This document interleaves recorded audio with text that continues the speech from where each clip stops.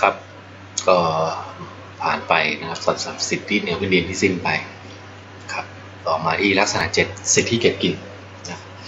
สิทธิเก็บกินเริ่มต้นที่มาตรา1417นะครับจนถึงมาตรา1428 11มาตราซึ่งค่อนข้างจะเป็นเรื่องที่หรือว่าตัวบทค่อนข้างยิบย่อยนะครับละเอียดมากนะครับตีความตามตัวบทได้เลยมาตรา1417นั้นมี1 2 3วรรคนะครับวรรคแรกอสังหาริมทรัพย์อาจต้องตกอยู่ในบังคับสิทธิเก็บกินอันเป็นเหตุให้ผู้ทรงสิทธิเก็บกินผู้ทรงสิทธินั้นมีสิทธิครอบครองใช้หรือและถือเอาซึ่งประโยชน์แห่งทรัพย์สินนั้นวรรค2ผู้ทรงสิทธิเก็บกินมีอำนาจจัดการทรัพย์สินวรรค3ผู้ทรงสิทธิเก็บกินในป่าไม้เหมืองแร่หรือที่ขุดดินมีสิทธิทำการแสวงหาประโยชน์จากป่าไม้เหมืองแร่หรือที่ขุดดินอันนี้เป็นเรื่องของสิทธิเก็บกินสิทธิเก็บกินเป็นเรื่องของอสังหาริมทรัพย์นะ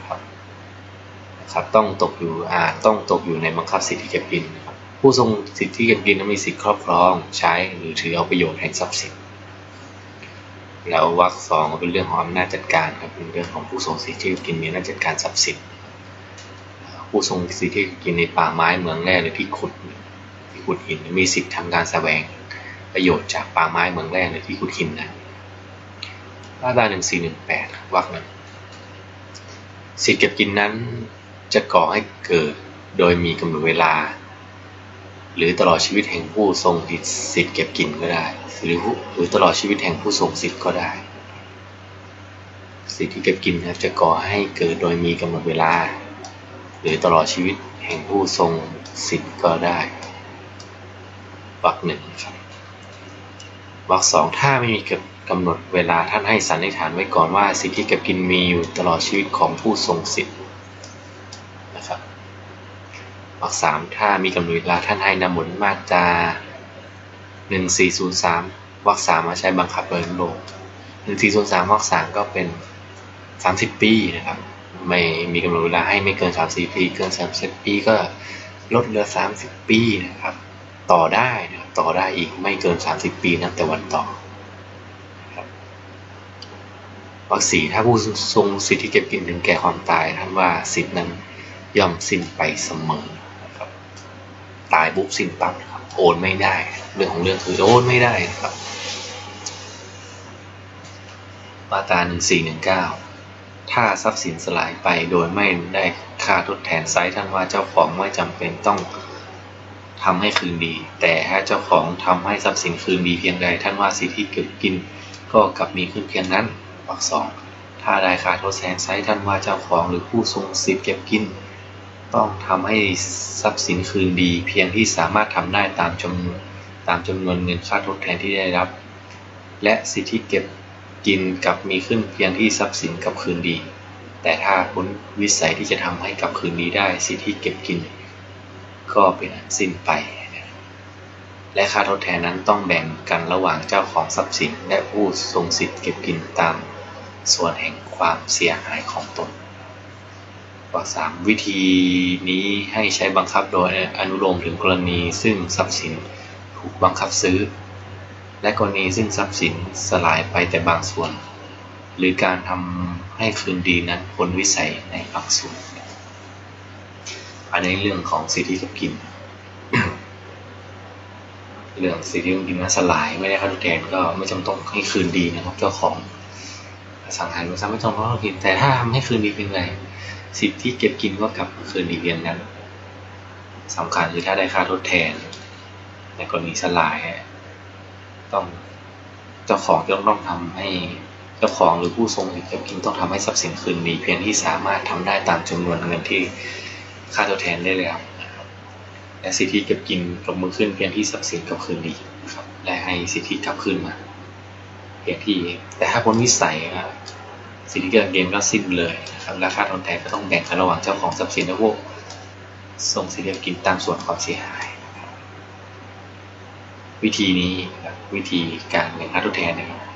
ให้ใช้บังคับโดยลงกรณีทรัพย์สินถูกบังคับซื้อและกรณีซึ่งทรัพย์สินสลายไปแต่บางส่วนหรือการทำให้คดีพ้นวิสัยบางส่วนมาตรา 1420 เมื่อสิทธิเก็บกินสิ้นลงผู้ทรงสิทธิ์ต้องส่งทรัพย์สินคืนแก่เจ้าของวรรค 2ถ้าทรัพย์สินสลายไปหรือเสื่อมราคาลงผู้ทรงสิทธิ์ที่เก็บกินต้องรับผิดเว้นแต่จะพิสูจน์ได้ว่าความเสียหายนั้นไม่ได้เกิดขึ้นเพราะความผิดของตน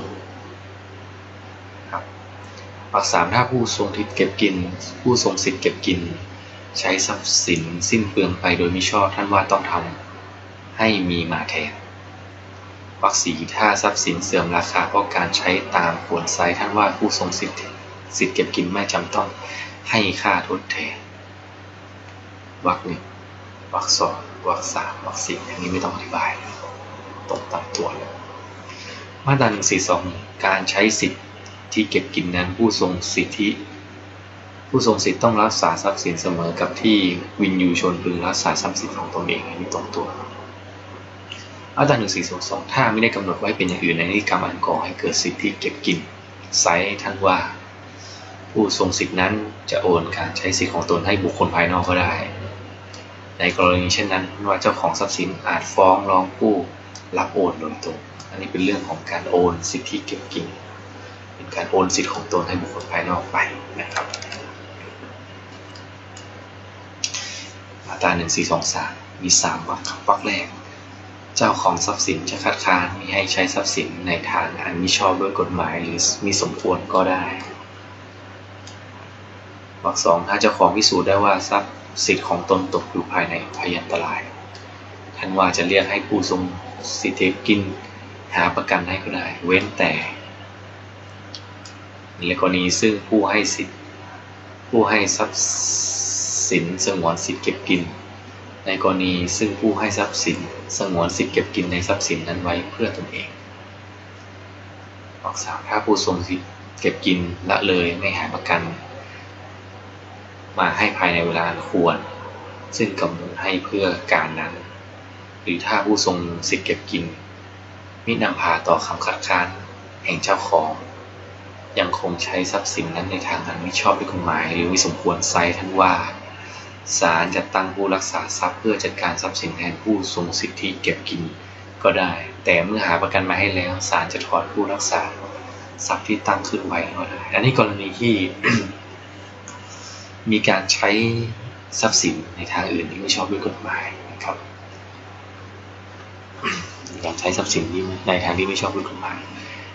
ผู้ทรงสิทธิเก็บกินก็มีสิทธิ์นะครับคัดค้านได้นะครับแล้วถ้าเจ้าของพิสูจน์ได้ว่าตกอยู่ในอันตรายนะจะเรียกให้ประกันนะครับเว้นแต่กรณีซึ่งผู้ให้ทรัพย์สินสงวนสิทธิเก็บกินในทรัพย์สินนั้นไว้เพื่อตนเองกรณีซึ่งผู้ให้ทรัพย์สินสงวนสิทธิเก็บกินในทรัพย์สินนั้นไว้เพื่อตนเองก็ไม่ต้องให้ประกันนะครับแล้วถ้าผู้ทรงสิทธิ์ไม่หาประกันก็หรือไม่นำพาต่อความมั่นคงครับ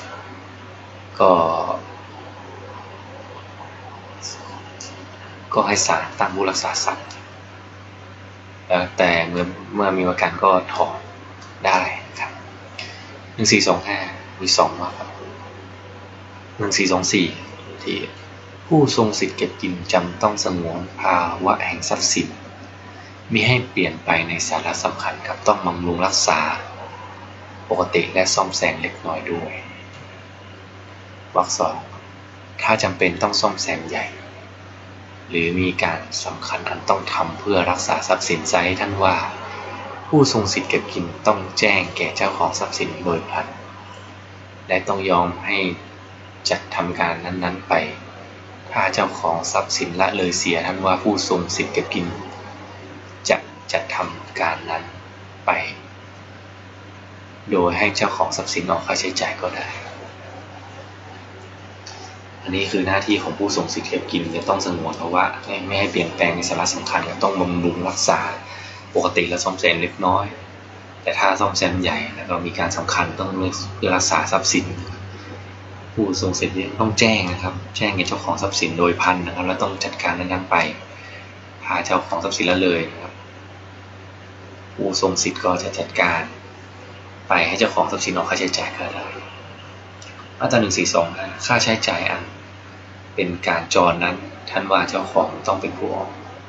แต่เพื่อจะออกค่าใช้จ่ายเช่นว่านี้หรือค่าใช้จ่ายตามความในมาตราก่อนเจ้าของจะจำหน่ายทรัพย์สินบางส่วนก็ได้เว้นแต่ผู้ทรงสิทธิ์เก็บกินจะเต็มใจทดลองเงินตามที่จำเป็นโดยไม่คิดดอกเบี้ยอันนี้เป็นเรื่องค่าใช้จ่ายจรนะครับเจ้าของต้องออกนะครับเป็นแล้วก็ค่าใช้จ่ายตามซ่อมแซมด้วยซ่อมแซมใหญ่นะครับจะจำหน่ายก็ได้นะครับแต่ถ้าผู้ทรงสิทธิ์เก็บกินทดลองไว้โดยไม่คิดดอกเบี้ยก็ห้ามจำหน่ายนะครับมาตรา142ในระหว่างที่สิทธิ์เก็บกินยังมีอยู่ผู้ทรงสิทธิ์ต้องออกค่าใช้จ่ายในการจัดการทรัพย์สินตลอดจนเสียค่าภาษีเสียภาษีก่อนกับทั้งต้องใช้ดอกเบี้ยหนี้สินซึ่งติดพันทรัพย์สินนั้นอันนี้เป็นเรื่องของค่าใช้จ่ายในการจัดการภาษีก่อนครับดอกเบี้ยในหนี้สินซึ่งติดพันทรัพย์สินนะผู้ทรงสิทธิ์เก็บกินต้องเป็นคนจัดการนะครับมาตรา142.7ถ้าเจ้าของทรัพย์สินต้องการผู้ทรงสิทธิ์เก็บกินต้องเอาทรัพย์สินประกันวินาศภัยเพื่อประโยชน์แก่เจ้าของทรัพย์สินและถ้าทรัพย์สินนั้นได้เอาประกันภัยไว้แล้วผู้ทรงสิทธิ์เก็บกินต้องต่อสัญญาประกันภัยเมื่อถึงคราวต่อวรรคสองผู้ทรงสิทธิ์เก็บกินต้องเสียเบี้ยประกันในระหว่างที่สิทธิ์ของตนยังมีอยู่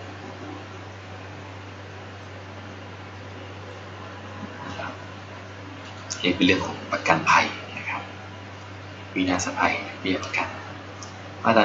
142.8ครับคดีอันเกี่ยวกับสิทธิ์เก็บกินระหว่างเจ้าของทรัพย์สินกับผู้ทรงสิทธิ์เก็บกินหรือผู้รับโอนท่านห้ามมิให้ฟ้องเมื่อเกินปีนับแต่วันสิทธิ์เก็บกินสิ้นสุดลงแต่ในคดีที่เจ้าของทรัพย์สินเป็นโจรถ้าเจ้าของไม่อาจรู้ว่าสิทธิ์เก็บกินสิ้นสุดลงเมื่อไหร่ท่านให้นับอายุความปีหนึ่งตั้งแต่เวลาที่เจ้าของทรัพย์สินได้รู้หรือควรรู้ว่าสิทธิ์เก็บกินสิ้นสุดลงอันนี้เป็นเรื่องของอายุความฟ้องร้อง